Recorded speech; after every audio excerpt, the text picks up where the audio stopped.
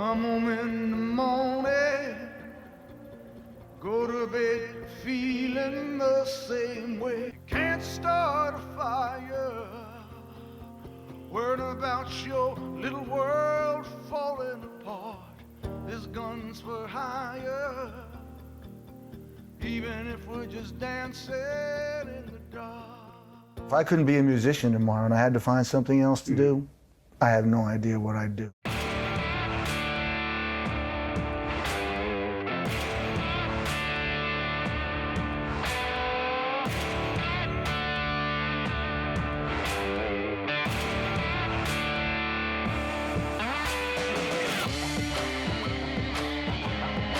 One of the greatest live performers in the history of rock and roll. The Boss, Mr. Americana, champion of the everyman, Bruce Springsteen.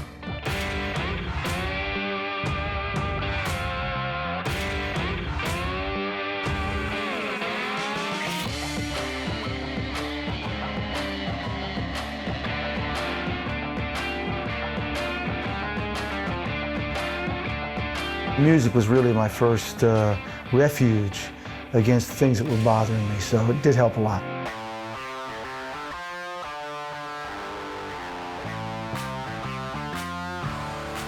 You're young and you don't understand the different things you're feeling. You certainly don't understand if there's any chemical imbalance in your makeup.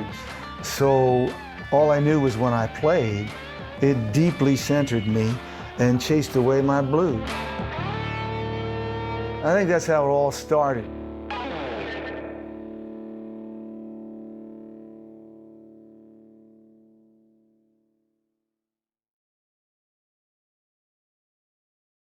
Let me find it there.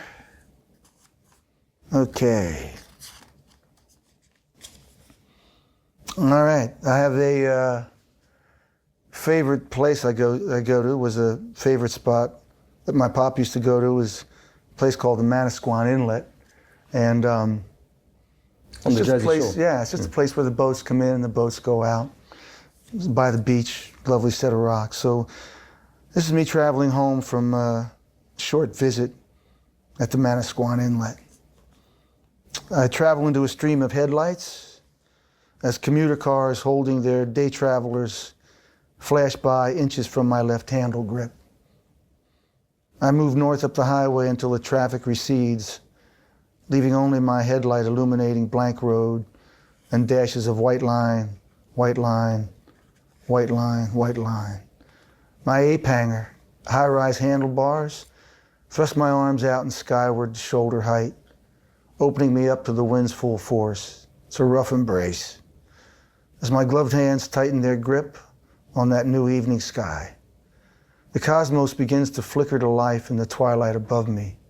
With no fairing, a 60-mile-per-hour gale steadily pounds into my chest, nudging me to the back of my seat, subtly threatening to blow me off 600 pounds of speeding steel, reminding me of how the next moment holds no guarantees, and of how good things are.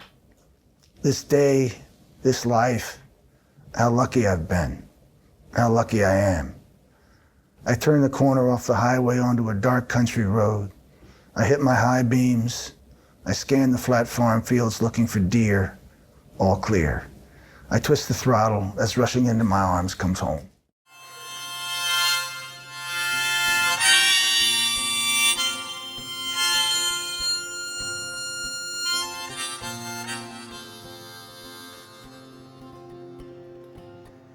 On a rattlesnake speedway in the Utah desert, I pick up my money, head back into town. You know, America's a place that still has an enormous amount of wonderful qualities about it, you know. I mean, I just love the country itself. I always have. I think that I've had a critical but creative voice is the voice I searched for in my music, whether it was Born in the USA. I think the thing that was about that song was it had a critical voice in the verses, and yet there was a sense of pride in birthplace in the choruses. And that's where I've always come from, you know. I've You know, I grew up an American. My music is thoroughly American. And while I certainly have a lot of criticisms about where we live, it's something I've also always been, I've always had a lot of pride in, so. All my years on the run, chasing hell, drinking devil's blood. Born in New Jersey in 1949, Bruce Springsteen spent his early years on South Street in Freehold Borough. His dad, Douglas, was a bus driver of Dutch-Irish ancestry, and his mother, Adele Zerilli, a legal PA of Italian parentage. Growing up as something of a shy and gauche loner, his love of music shone through from an early age. He was 7 when he first saw Elvis Presley on The Ed Sullivan Show. Oh, when I come home, glory, hallelujah.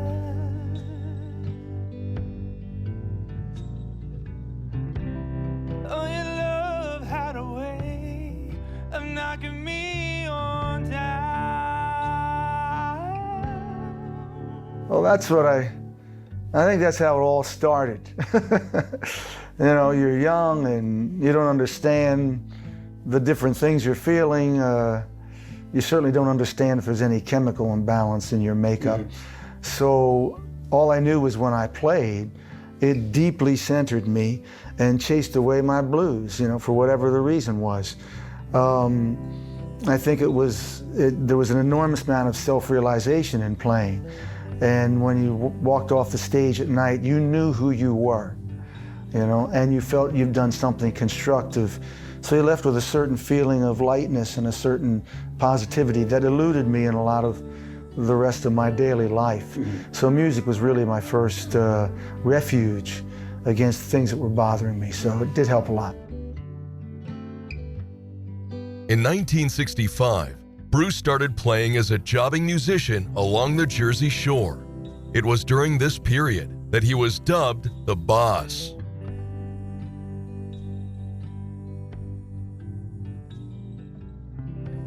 If your father, with whom you had a very troubled relationship, was alive today, do you think he would be tempted to vote for Donald Trump? That's a good question. If he voted at all, you know, I'm not sure. I don't know. He'd have a hard time. He'd have a hard time. He was an angry man there, wasn't he? He was an angry, depressed man. He had, you know, I think if you just look towards my music and you hear the way I created a bit of an archetype in my songs about him, and it was a little bit of a one-dimensional portraiture. He had a lot of different qualities beyond the fact that he struggled, you know, with his life and working, you know. So he was a much more complicated character than that. What about your mother? Would she be in love with Hillary Clinton as a candidate? That's a good question. I'm not sure. You know, my mother, who when I was very young, I know was very democratic. She was the first one to say, you know, who are we, Mom? We're Democrats. Why? They're for the working people. That was the only political discussion we had in my house when I was a kid. But she was also, she tended to get a little more conservative as she got older, but she wouldn't be a Trump voter.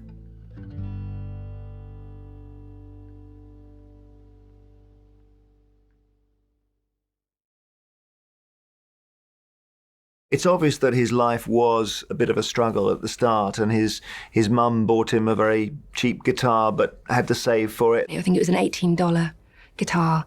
A few years later, she took out a loan for another guitar, a much better guitar, for $60. So years later, he paid her tribute in the song The Wish, which starts off with him and his mum looking in the music shop window, and then him getting the Japanese guitar beneath the Christmas tree, and talks about dancing around the living room with his mum. So it was a lovely tribute to his mum. It became readily apparent that he had a really prodigious gift and talent and skill, and was playing in talent shows and forming bands locally in New Jersey. He was a bit of a loner. He didn't bother going to his own high school graduation. And of course, this new music is happening all around him. You know, rock music. It's given him clues about how he can piece together his identity, if you like. As far as when I became really conscious of seeking out music as a way to search for identity, that was early rock records, you know, probably the early Elvis records, early surf records, some of the doo-wop records from the late 50s and 60s. That was when you were, those are the years when you're in your late teens or actually early teens, where, you know, you're trying to figure out who you are. And I think kids turn to popular culture for initially a starting place.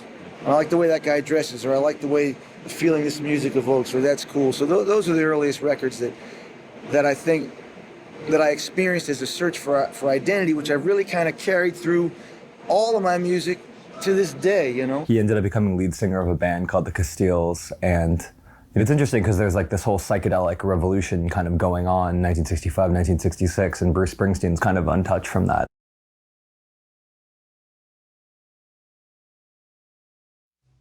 When Bruce was only 18, he was called up to the draft in the Vietnam War.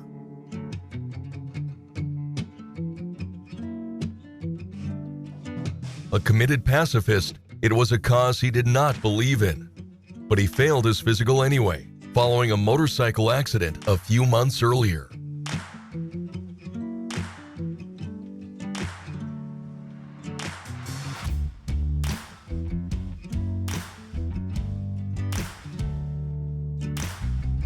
Bruce was now free to pursue his music career, playing in dingy dives and smoky bars along the East Coast. He was determined to make it big, and it wasn't long before he became the greatest exponent of what was soon to become the famous Jersey Shore sound.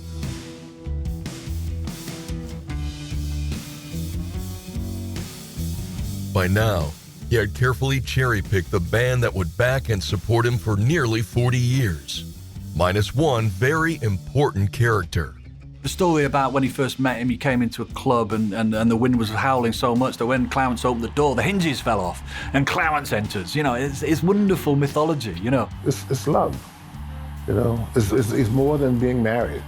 It's more than being male, female. It's two men, two strong, very virile men, finding that space in life where they can let go enough of their masculinity to feel the passion of love, you know, and respect.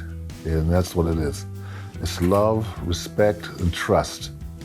You know, three qualities that every marriage should have, you know, and it's based on that. You know, friendships are based on those things, and you feel it with a kiss. I think that Bruce trying to articulate the sounds in his head requires trusted musicians who know his shorthand, know his lingo, and I think that's what the E Street Band really do for him.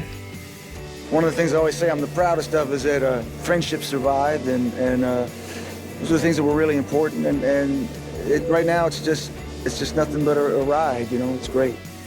Finding Clarence was like gold dust for Bruce. The chemistry between the two men became legendary, and their friendship was to spill over onto the stage, much to the delight of their fans. The E Street Band family was now complete. In his early career in particular, a lot of people thought that he wrote like Dylan, and he also wrote like Van Morrison and sounded like Van Morrison. And I can understand a little in terms of there's a certain blue-eyed soul, there's a certain garage rock, there's a real masculinity to his music. The early Bruce Springsteen stuff like definitely has a lineage to Bob Dylan. Obviously, he was obsessed with Woody Guthrie, and Bob Dylan was obsessed with Woody Guthrie. Music critics they're a very jaded species, and if somebody sounds like somebody, then they're instantly dismissive because they're like, well, why do I need to listen to this person if another person like this exists? It wasn't long before Bruce discovered how cruel and demanding the music industry could be. The music that I love the most, I go back to, if I think about the 40s, I think of Frank Sinatra. If I think of the 60s, I think of probably Dylan and, you know, the Stones and the Beatles. You think of the 70s, I probably think of the Sex Pistols and the Clash and you know, in the early 90s, I think Nirvana and a lot of the new rock bands did that. So I think it's something where that was music that was evocative of a particular time and a particular place. You put on Hank Williams and you see that American countryside in the 40s, the minute his voice and the geography of the land are intertwined, you know, it's it's inextricable from one another, you know? Frank Sinatra, New York City, what people imagine New York City in the 30s and 40s, that's intertwined forever, you know? And I think I always wanted my music to summon up a certain time and a certain place and a certain inner geography. Bruce began working on his music with a ferocity and energy that would ultimately totally confound his critics. With John Hammond's guidance, he set about recording his debut album. For its title, he stayed true to his roots, naming it Greetings from Asbury Park, a place in Jersey which held many happy memories for him. It's interesting because you have Bruce Springsteen coming out 72, 73 on the East Coast in New Jersey, and then you have this parallel, you know, Los Angeles singer-songwriter movement. And they were kind of doing schmaltzier, more saccharine kind of things. And you have somebody like Bruce Springsteen. He's not sitting there and kind of enjoying the LA sunshine and kind of smoking weed by pools. He's in these like kind of gritty bars and like, you know, he's around these people. He's getting real experiences. If you think about it, just the title, Greetings from Asbury Park, like he is rooted in such a sense of place that's undeniable, and I think he understood that early on. It has this audacity to say, I'm here and I'm from New Jersey. It's not New York hipster, it's not LA folky, it's not this kind of Dylan traveling hobo thing, it's Jersey. I always thought I was writing American music in the sense that that was where I came from. But on the other hand, my biggest audience, certainly for the past 10 years, has been in continental Europe, you know, where we've had deep, deep support from our fans over there. I watched your concert the other day, 4 hours and 10 minutes, I think I told you. How do you do it? I always have trouble stopping, so it's not really... It's the opposite. You know, it's not really... The night has an organic life of its own, you know. If I come out at night not quite knowing exactly where the audience is going to take me or where I'm going to go, and I want people to go home feeling like they've had a night that that's going to resonate within them. That's going to, hopefully, we go out to entertain, we go out to inspire, we go out to stir you to action. So there's a lot at stake, I feel, when I go out on stage at night. I like that. I like playing for those stakes. I always have since I was a young man, and that's the way I go about it.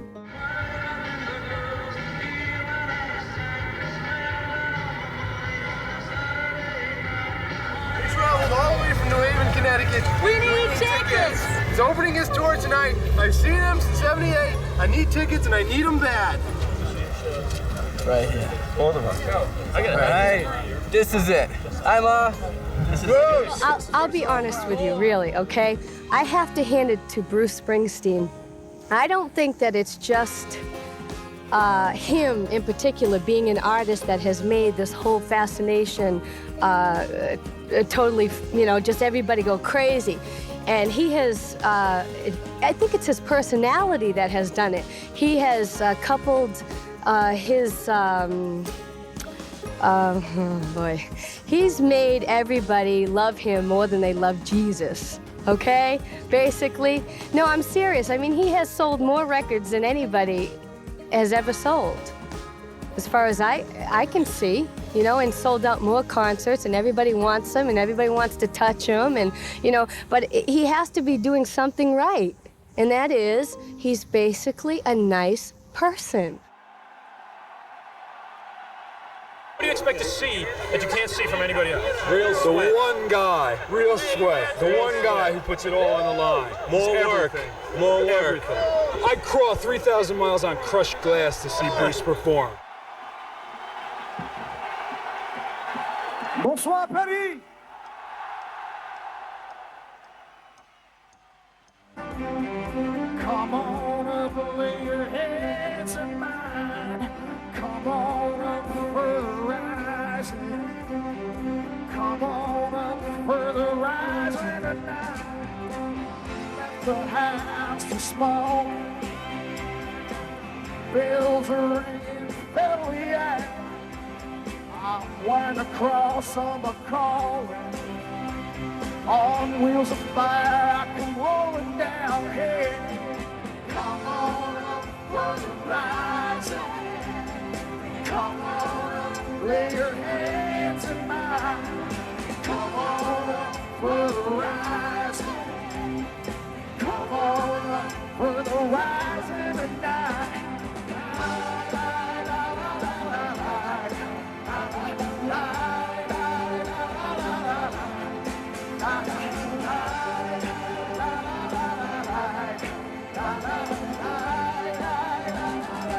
I would say he has this extraordinary ability to take a giant room, a stadium, and reduce it to the size of a small room. I remember seeing him, you know, before I actually saw him live, when I was a teenager, I saw him on TV, and I think it was about 1978, and it was at a concert in London, and I just thought, wow. And you could see the happiness on his face. You know, that's where he belonged. However many shows he wants to play on the East Coast especially, you know, if he wants to book 10 shows in 10 football stadiums across the Eastern Seaboard, he's going to sell out 10 shows. I love coming across him live. You know, I'll go out of my way to see him live. You know, I'll beg, borrow and steal a ticket to see him live. Because that to me is the essence of who he really is. And he knows exactly how to structure what could, you know, a 2-hour set. It never flags. And he will always play a song you're desperate to hear. And his energy is just unfailing. It's remarkable. He makes an effort to come to every single part of the stage, responds to the crowd. So that barrier that now exists these days in modern stadium concerts between the front of the crowd and the stage evaporates. I had a friend who was really into him, and he went to play at a football stadium called St James's Park in Newcastle. And the friend said, look, this guy's on stage for so long, we may have to break away and have a meal during the concert. So I bought this idea that Springsteen plays for 4 hours. We go for an hour, we go and have a meal in a restaurant, we come back for the last hour. Of course, it wasn't quite like that. We went into this massive crowd, tens of thousands of people. We got near the front, as you do, you push through when you're in your teens. And we were just locked in position for the full set, which must have been 2.5, 3 hours, and I can remember almost every song, and it was incredible. He is an incredible performer because his songs are built for stadiums.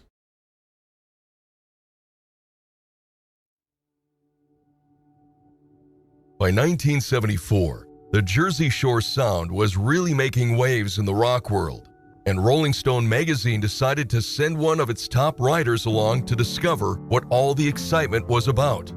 What happened next was quite extraordinary. Around the time of E Street Shuffle, he encountered for the first time John Landau, and he was to become a really key figure in his life and his career.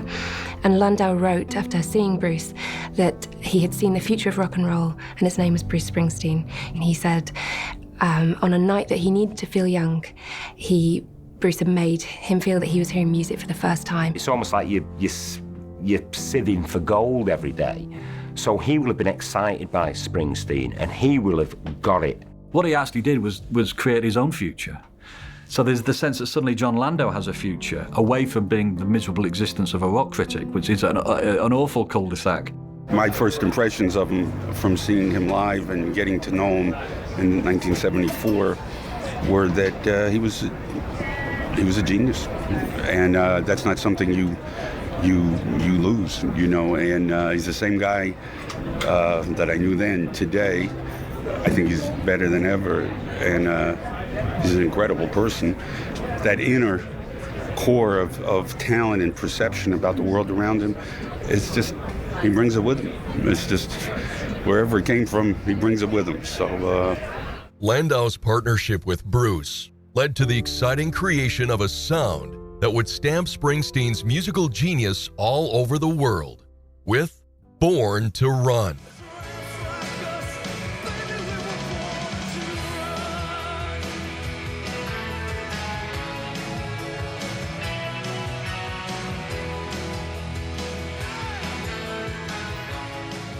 That was one of the few records I've ever made where after we mixed it, I came home, I put it on the next morning and said, that's exactly what I want it to sound like.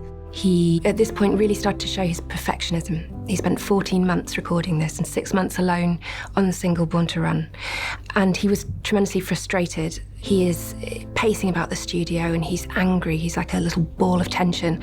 And he's scrawling lyric after lyric after lyric in his notebook and trying to communicate to his band why the sounds they're playing aren't good enough and why they aren't what are in his head. He went through all this torment with himself because he'll have been listening to it and thinking, well, that doesn't really sound like me. What would my mates or the people that I grew up with in, you know, New Jersey think of that?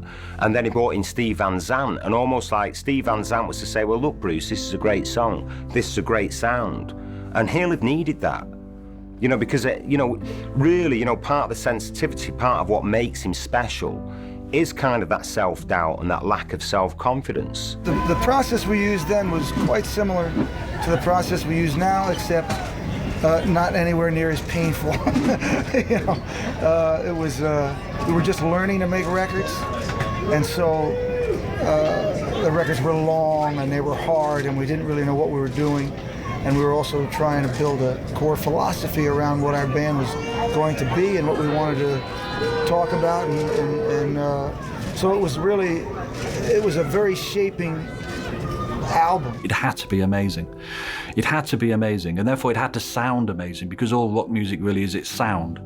He was still massively frustrated and legendarily threw the entire recording into an alley and said that he would rather cut this album live at the Bottom Line, which is a dingy club that they used to play at, than go back into a recording studio and have that frustration of not being able to perfect that sound. Those 7 or 8 people or 9 people or something were just such a big part of my life at this point that you know, I mean, I've lived my life. I've lived a lifetime with them. You know, probably several lifetimes already. So it's always great to have everybody alongside me at night. But just when many thought Bruce Springsteen's glory days were over, he bounced back with an astounding vengeance, with one of the most exciting rock albums in music history, Born in the USA. One of the big hits from Born in the USA was Dancing in the Dark, and it has a quite legendary video, which shows Bruce playing live, and he picks a girl out of the audience to dance with her on stage. And people, I think, at the time thought maybe it's genuine footage. It wasn't. The girl in the audience was an actress. In fact, she was Courtney Cox, who would go on to be a huge star in Friends, and probably that video really started her career. Come home in the morning, go to bed feeling the same way. Can't start a fire, worried about your little world falling apart. There's guns for hire, even if we're just dancing in the dark. Even if we're just dancing in the dark. There's guns for hire, even if we're just dancing in the dark.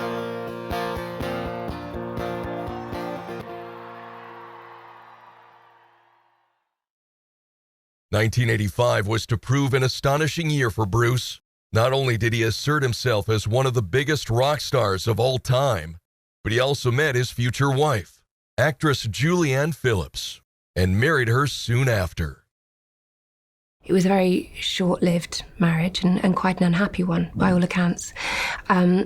It would go on to create the album Tunnel of Love, which was radically different to a lot of the bombastic songs that he'd been recording before. He seems very vulnerable, a little broken, and it's really one of the classic breakup albums of all time.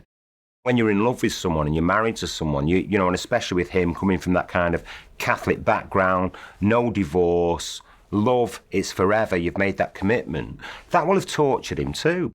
There's a track called Brilliant Disguise, in which there's a lyric which goes, "Well, I've tried so hard, baby, but I just can't see what a woman like you is doing with a man like me." And I think that pretty much sums it up. But it wasn't long before his broken heart started to mend. He began dating one of his backing singers, Patti Scialfa, whom he had also romanced prior to his marriage with Phillips. For the first time in his career, Bruce had to endure serious criticism in the press, not about his music, but about the hastiness in which he and Patti had started their romance. Not long after, he and Julianne divorced on March 1st, 1989. Patti seems to be one half of a great partnership with Bruce. They seem to rely on each other a great deal. I think creatively as well as personally, along with talking about Jersey, he will always talk about Patti on stage, particularly if she's not there. You know, some people say opposites attract, and for me, I couldn't function like that. I like to feel very close to somebody and know feel like I know their whole internal landscape, and that they would know mine in return. So that you're both in the same business, we end up working together, but I just find it really helpful because you really understand what the person needs, and they understand what you need. And see, my parents worked together, so it was natural to me to be in a house where people had very similar paths. I like that. You know, Bruce and I, we grew up 10 miles from each other, so we have all the same, you know, in our minds, the old picture files are the same. You know, it's nice to have a lot in common. I think that it just really helps you in that distance of that you feel like very kindred. When Bruce and I got together and to have a strong marriage and have a beautiful family and 3 children, they're healthy, it's so blessed. It just really is. And that's my priority, because for me, it's beautifully stable and warm. And of course you have all the problems, you know, those kind of problems, but in the long run, I've never felt better in my entire life. Emotionally, I've never felt emotionally better. Thank you. Thanks a lot. Thanks a lot. Good. It's surreal. All evening. In 1994, Bruce won the Oscar for Best Song for Streets of Philadelphia. It was the soundtrack of the highly acclaimed movie Philadelphia, starring Tom Hanks as a struggling HIV patient. On March 1st, 1995, he won 4 Grammys, and in 1996, he was Oscar nominated for Dead Man Walking for the film of the same name. But in 1998, he found himself waging war in a London court against a company which had released some of his early 1970s recordings without his permission. They eventually settled out of court, with Springsteen gaining back the rights to his work. Because, well, the way that you release and the songs that you release is the way that you shape your work. It's the way that you shape your career and who you are. You know, it's one of the most important things to a songwriter in the world. You know, it's something I've fought for since I was very young. You know, was the control of my music. You know, it's still a really important issue for me. So I'm glad that I came, and I do it again. He is respected by his peers, Sting, Bono. You know, authorities on music, Grail Marcus, people like that, they adore Bruce. He is an intelligent but personable musician who is also a genius. I heard they gave you a standing ovation yesterday in rehearsal, Bruce. Oh yeah, but I think all those people were paid to be there, so I'm not sure if it counts.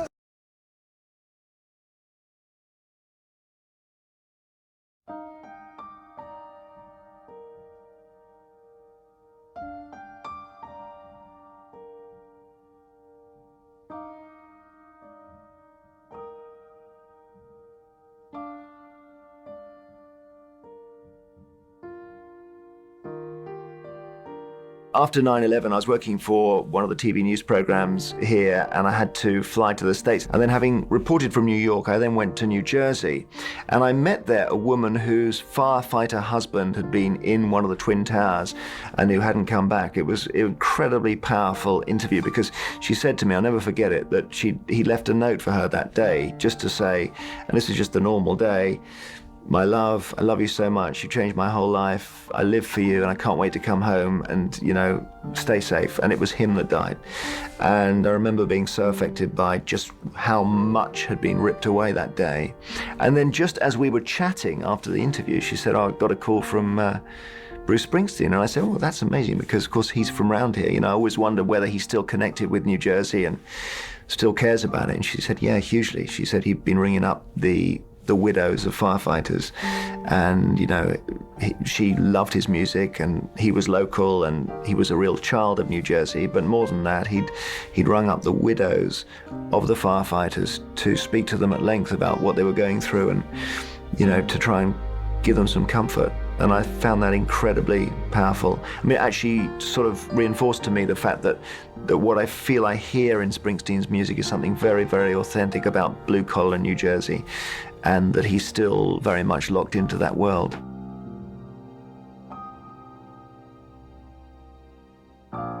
No one really understood what had happened or what could happen, and so I think I was sitting down to just sort of, okay, well, what do I do now? You know, what do you say now? How has your dialogue with your audience changed? What do they need? What do you need to say? He ended up talking to their families, and a lot of that ended up inspiring kind of that record. And again, you know, he's doing research. You know, he's collecting oral histories. He's doing what Woody Guthrie did. You know, he's hearing the stories firsthand, and that's, I think, what makes him a great songwriter. He's doing research. And he was back on form, and he's back to what he does. You know, there's that directness about it.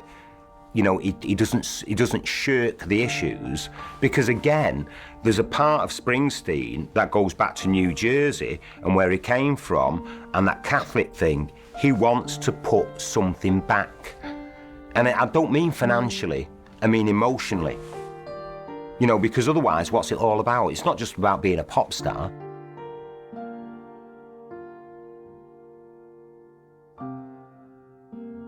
Do you think it's your duty as a famous musician, as a lyricist, as a kind of guardian of the American soul to get involved politically?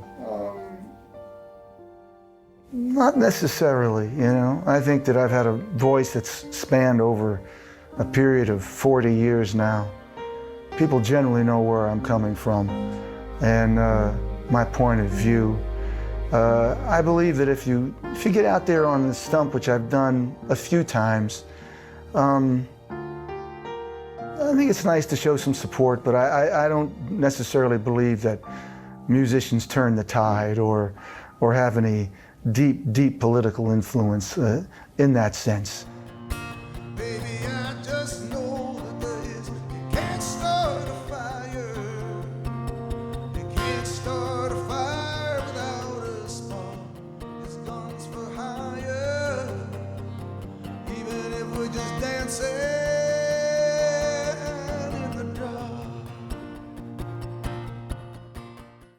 He's very careful, I think, not to get too involved in party politics.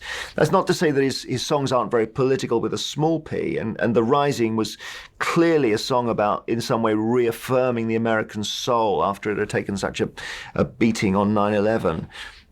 But I think he's somebody who stays above the fray. He's very, because his words can move people, and he doesn't speak as much as he could in the political world. Is quite interesting. I think he's got a sense of his own importance, actually.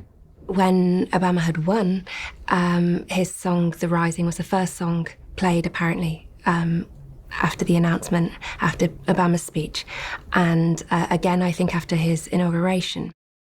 That wonderful flowering he had under Obama, when suddenly he sees the better side of America, the side of America that really wants to do good things, that still believes in this innocent sense of the American dream. And in his 60s, he still has the American dream. And the reformation of the E Street Band, and suddenly he's not on his own, playing lonely, melancholy songs about the breakdown of a society and the breakdown of a dream. He's suddenly up again. He's lifted himself up again. He's got this incredible power again. He's with his mates. We're all in it together. We're out again. We're gonna conquer some more territory. We're gonna do a bit more plundering. And that's what I love about blues. That same year, he received a Golden Globe for Best Song in a Movie for Mickey Rourke's The Wrestler. After receiving a heartfelt plea from Rourke, Springsteen supplied the song for free. I was just so glad when Bruce got it for The Wrestler, because, you know, I wrote him a letter and he wrote the song for me, and, you know, that would have been enough for me tonight. And what of the E Street Band now? Sadly, Danny Federici has died now, but he was a very talented man and played everything from the accordion to God knows what else, everything. Max is the band leader for the Conan O'Brien show. His son, Jay, has filled in on tour for Bruce, so he hasn't had to give up his day job. And Steve Van Zandt appears in The Sopranos, which is all quite extraordinary, but they all come back together to support Bruce. Clarence Clemons is an extraordinary figure in Bruce's band, and on his records, nobody else could fill that role. And Bruce obviously loves him with a fiery passion. Musically, he brings something that I think could only really belong in a blue-collar town, this kind of ritziness. It dresses up a song like it's going out on the town, it gives it a bit of razzle-dazzle. There've been times they've thought about leaving him off a record, but then he comes back in and he makes that E Street sound. When we went on stage to play, we were playing for each other. We had to live up to the expectations of each other as a group, the band, and to turn each other on, to keep each other going, and that's thousands of people just like peeking through a peek hole at what's happening. These guys having a great time on stage, and so that's how it's always been with the E Street Band. We've just been having a great time ourselves, and we invite others to look in, because if we play to the best of our own capacities, then that's sufficient, That's what it's all about, yeah.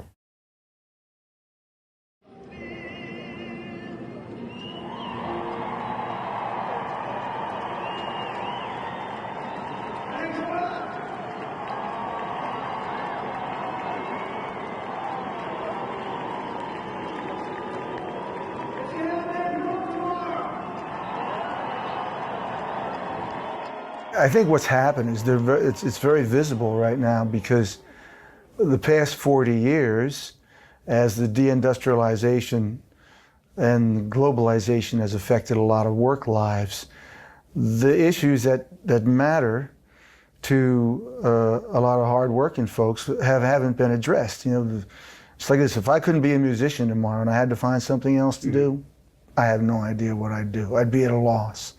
So your steel mill closes down, your factory moves south or moves overseas.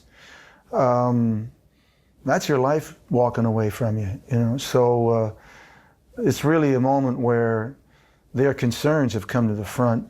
Of course, it usually only happens when someone wants your vote. Sure. But it has happened, and so I think they're demanding a response of some sort, and neither party has really addressed their concerns. I mean, the landscapes that you write about in your lyrics, and I've traveled to a lot of these places in America myself, I think they're heartbreaking. I mean, these are heartbreaking landscapes of kind of urban desolation and despair and abandonment. And a lot of the people that I speak to on these trips, they love Donald Trump.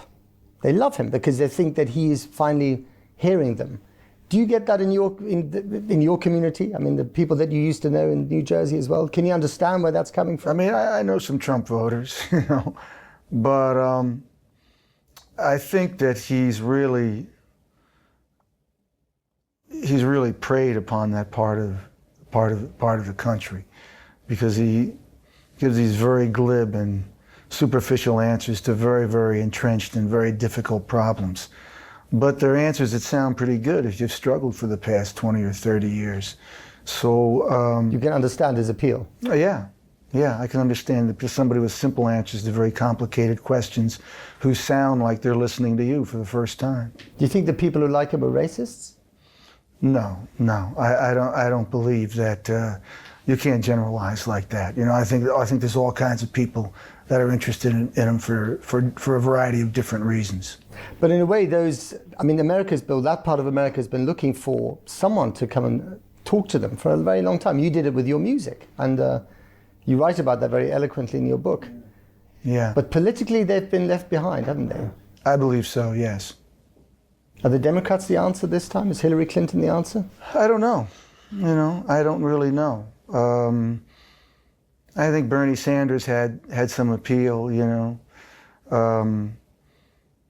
but I'm not sure if there's anybody out there who really is going to dig into those problems. Because I saw you playing with Barack Obama in Madison, Wisconsin. I think it was his last rally in the last election in 2012. Massive crowd. You going to play for Hillary Clinton this time around? I don't have any plans at the moment. It's only 3 weeks left in the election, and has she asked you? No, they've been in contact to use a piece of music or something, which is fine by me. I think she'll be a good president. I don't hear undiluted enthusiasm. But you're not going to be playing for Trump. No.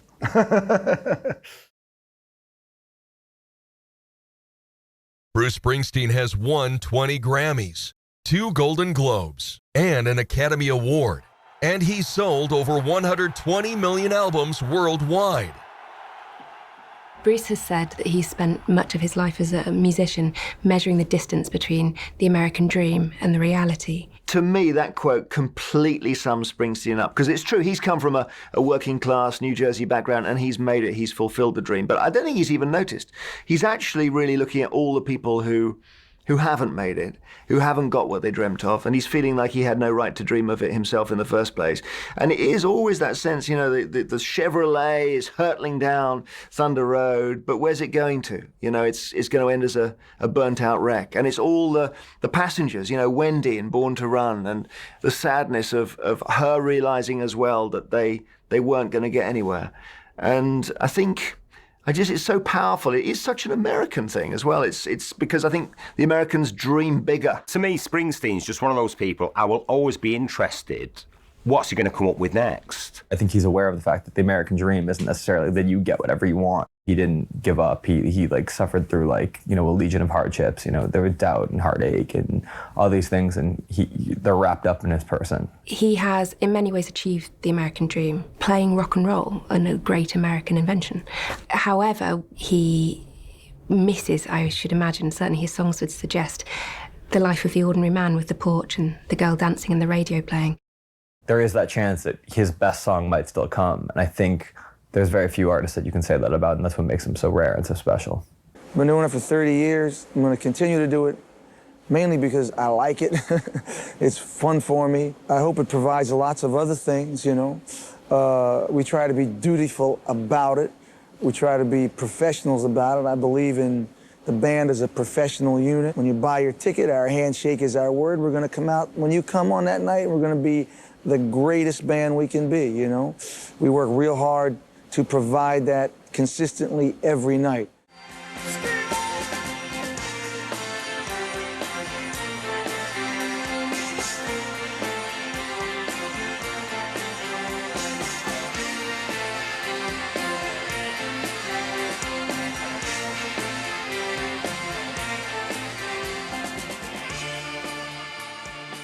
Looking ahead, you know, you've done so much. What else are you going to do? What are the things you haven't done there? What's on your bucket list? My thing is I just keep doing the same old thing, you know? I mean, I work, I put my records out. I continue to talk about the things that I'm interested in. And, you know, that's the way I approach my job. You know? I take it day to day. You've written this great book. So obviously now you're going to get the Nobel Prize for Literature, like Bob Dylan. I don't think so. That's why you wrote it, huh? Oh yeah, sure. Not just for your lyrics, but also for a real book. Huh? The Boss, Bruce Springsteen, one of the greatest performers ever to grace the Rock and Roll Hall of Fame, and one of the brightest stars that will continue to shine for generations. Let me find it there. Okay. All right. I have a favorite place I go to. Was a favorite spot that my pop used to go to. Was a place called the Manasquan Inlet, and it's just a place. Yeah, it's just a place where the boats come in and the boats go out. It's by the beach, lovely set of rocks. So this is me traveling home from a short visit at the Manasquan Inlet. I travel into a stream of headlights as commuter cars holding their day travelers flash by inches from my left handle grip. I move north up the highway until the traffic recedes, leaving only my headlight illuminating blank road and dashes of white line, white line, white line, white line. My ape hanger, high-rise handlebars, thrust my arms out in skyward shoulder height, opening me up to the wind's full force. It's a rough embrace. As my gloved hands tighten their grip on that new evening sky, the cosmos begins to flicker to life in the twilight above me. With no fairing, a 60-mile-per-hour gale steadily pounds into my chest, nudging me to the back of my seat, subtly threatening to blow me off 600 pounds of speeding steel, reminding me of how the next moment holds no guarantees, and of how good things are. This day, this life, how lucky I've been, how lucky I am. I turned the corner off the highway onto a dark country road. I hit my high beams. I scanned the flat farm fields looking for deer, all clear. I twist the throttle as rushing into my arms comes home. Come home in the morning, go to bed feeling the same way. Can't start a fire, worried about your little world falling apart. There's guns for hire, even if we're just dancing in the dark. Even if we're just dancing in the dark. There's guns for hire, even if we're just dancing in the dark.